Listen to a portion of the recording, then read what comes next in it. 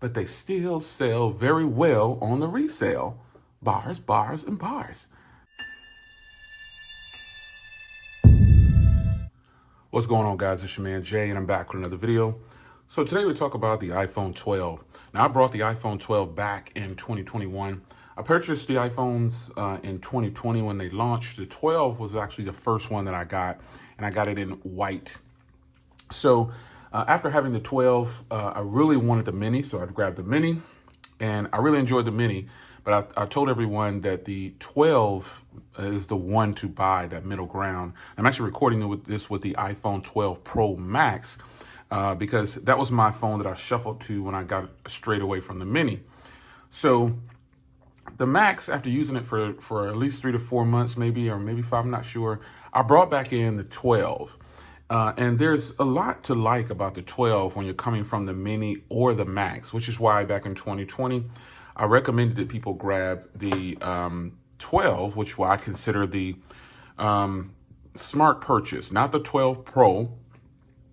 Some people grab the 12 Pro, respect, because the look of the 12 Pro is definitely nice. It's nice.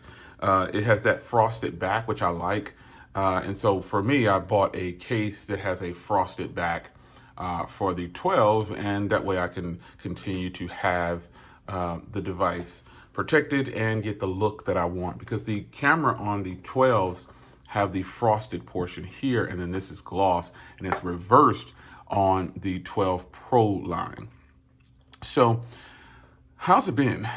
I think I've brought it back maybe a week or two ago. I'm not really sure, not really counting, but I just know that it's been a little bit of time. And I gotta tell you, again, like I said in 2020, I thoroughly enjoy using this model of them all because of the size.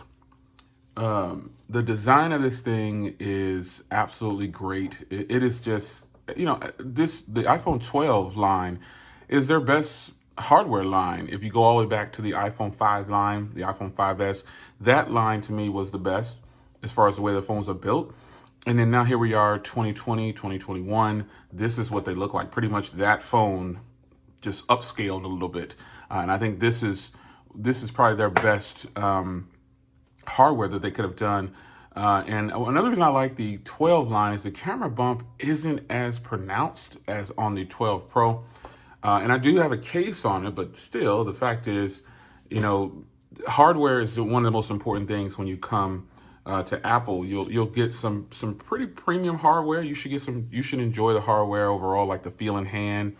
But I'm really hoping that on the next go around, they decide to change up this front here. And there's always rumors and saying, it's going to have a smaller cutout at the top, just anything. So, oh man, you would think I hadn't even turned my phone on today, but the hardware on here and design, it's a good design. Like even the front, I'm not even tripping about the front anymore with this cutout at the top. Folks, after a while, you don't even notice it. There are plenty of phones out there that have things about them that you might not even notice after a while. And with this one, I just kind of just go with it, man. I don't even see it after a while. It's not even a thing. So the features of this device are not changing much. The software is something that Apple genuinely is what they're changing every now and then. Sip of coffee. So if you want a stable operating system, then you probably want to consider iPhones. And I think some of the strange part is that some of the functionality and features that we have on our devices, you would think they would go to Google first, but a lot of things are tested on iOS first for some reason. I don't know why that is, but it is what it is. And one thing about this phone that I do not like is the keyboard. The keyboard on here is just absolutely, it's not the best. I don't want to change it out to Gboard because I don't like Gboard on other devices. But I'm thinking that that's probably what I'm going to have to do, because the swiping gestures still aren't on par with me. This isn't something that's new, guys. I've never really appreciated Apple, and I'm going to say it that way. I've never really appreciated Apple's keyboard. It's okay, but I think Gboard is probably the best keyboard bars on any that you can put on any device. I think that's just what it is. So I'll test out Gboard later, but the Apple keyboard, as you saw there, it does okay. It's okay. The swiping gestures are kind of iffy for me at times. It works now to work flawlessly. Now I'm typing on here. Yeah, that's normally how it works. But sometimes I just have troubles typing with this keyboard, but I don't want to install a third-party keyboard. And it could just be user error. Look, I'm not sitting on camera here telling you that their product is flawed, because some of you guys are going to say it's not and it works perfectly fine, and that's okay with me. But the keyboard is, if I could complain about something, it would probably just be that keyboard is not my favorite. Now, camera performance, obviously the cameras on this thing are stupendous. They take great photos. It's funny, I posted a picture of my Surface Duo on the community tab, and some people thought I used the Z Fold 2 with that, and some people were kind of guessing what phone took this photo. And I'm thinking, man, it's just the iPhone 12. It doesn't look that good because I just posted it and keep it moving, you know what I'm saying? But obviously the cameras are great on the iPhone lineup. One thing about the Apple, depending on what setting I'm in, the iPhones do fantastic for producing the actual colors. And I'll give props where props are due. This phone, I can genuinely, as I looked at the viewfinder, this is actually how the phone looks. I've used other devices and the phones look blue, at times. This phone looks blue at times. But this is actually, as I look at the naked eye and then look back to the viewfinder and check it out a couple times, this is actually how the phone looks. And this is the actual color. This purple is hard to film, but this is the actual color of the device, and the wallpaper really pops like this. This is just what it is. And I think that's something that I definitely can appreciate about Apple's color reproduction when you're using their cameras for video and even photos. We got caught in, it was a big storm the other day, last night, and I mean, I was going to go out and record, but it was just so rainy. So once it finally stopped, I just recorded the most beautiful scene. It was beautiful. It was beautiful. And I want to share some of that with you right now. That's not like I was in a narrative in the movies. I want to share some of that with you right now. Let me share some of that with you right now.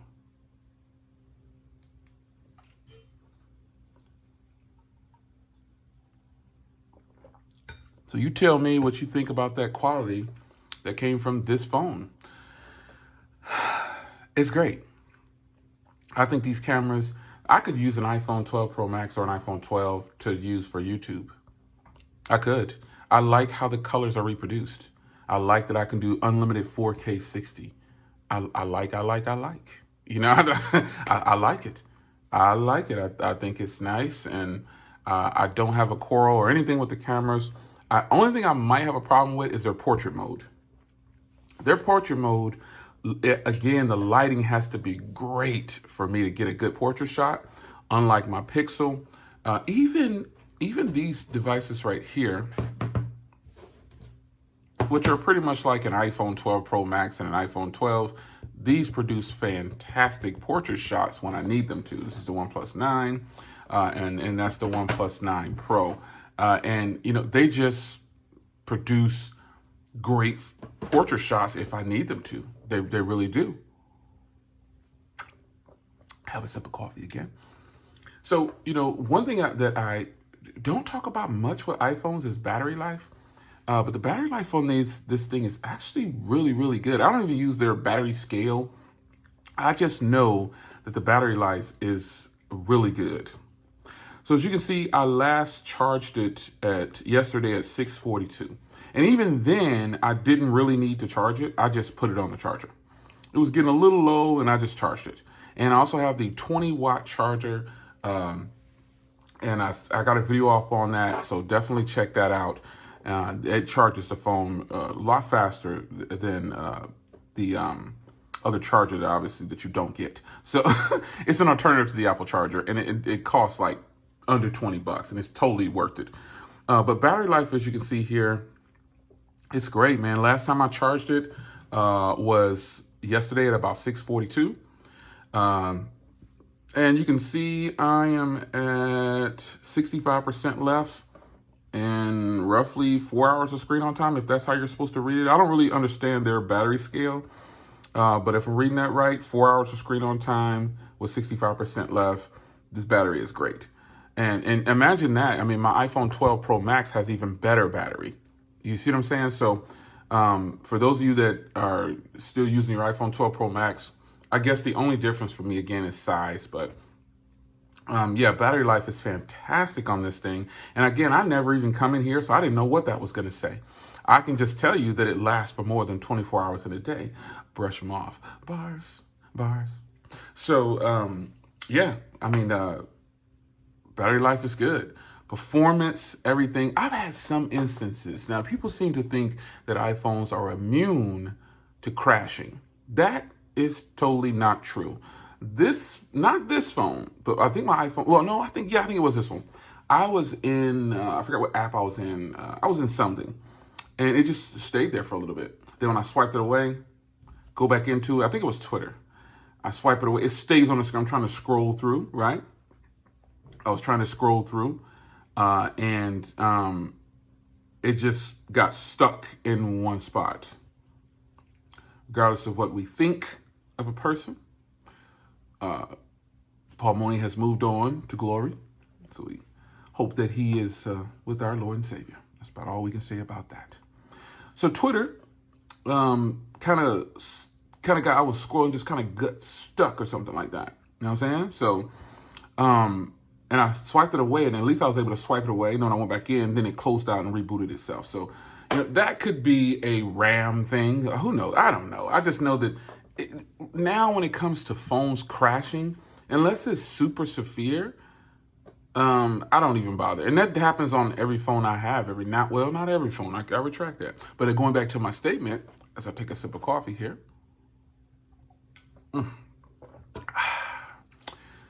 Some people seem to think that iPhones are immune to crashing or having problems because it doesn't look the same as it does on Android. This operating system definitely can crash. And it'll definitely give you some problems every now and then. But the fact is, not as often as some other phones. Because the fragmentation just isn't there from what we can see on Apple products. It's just not there. So, yeah, I really enjoy this. Another thing that I don't like about this phone is the price.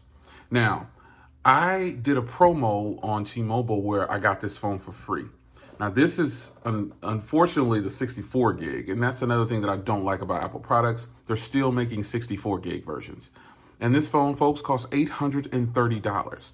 Now, the reason I don't have a problem with that price for myself is again, I didn't pay anything for it. And I'm just getting a bill credit of the total amount on my bill. That's all. That's what's happening. So, but for the first time that I bought this, there was no bill credits.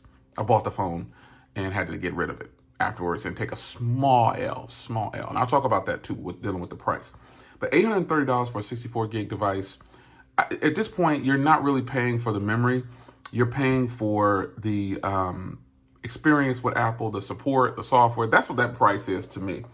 I don't think that price has anything to do with the memory option.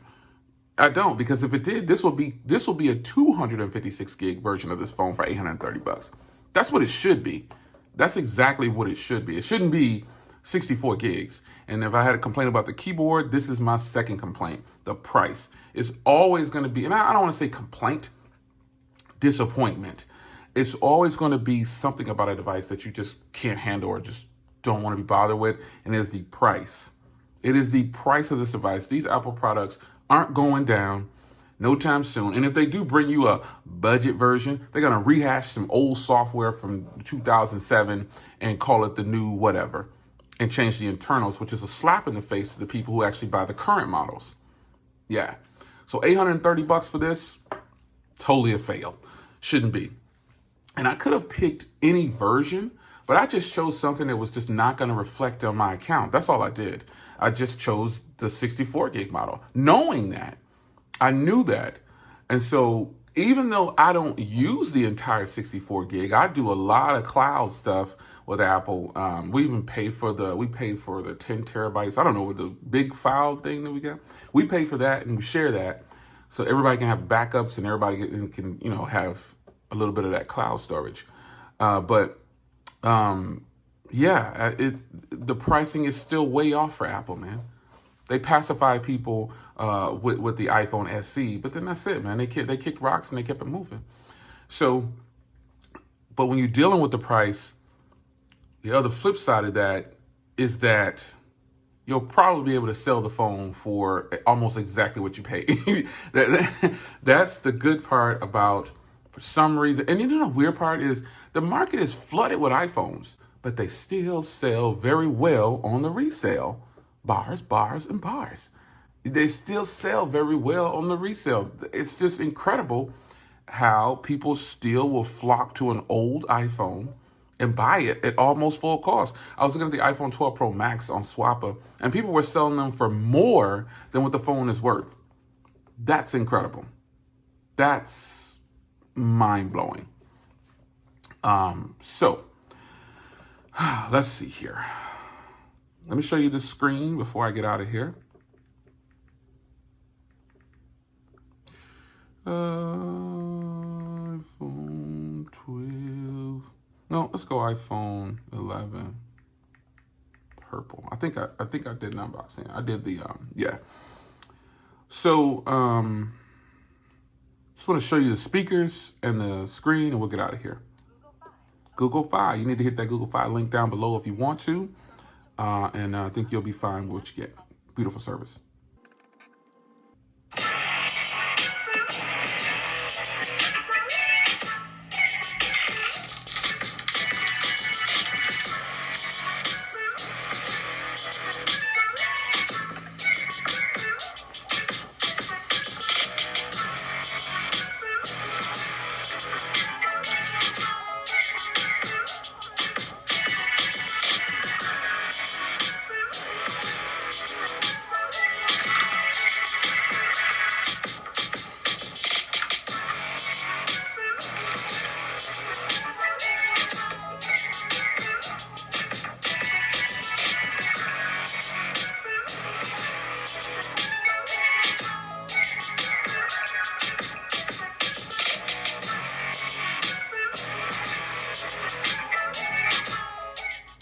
So, I mean, yeah, man, the speakers on here are fantastic.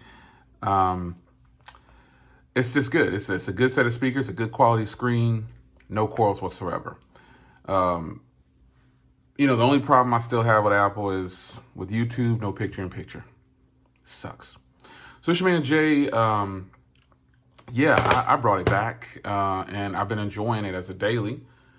And I stand true to what I said. I think this version of this device is probably the one to get. Like the 12 lineup, companies will give you an out.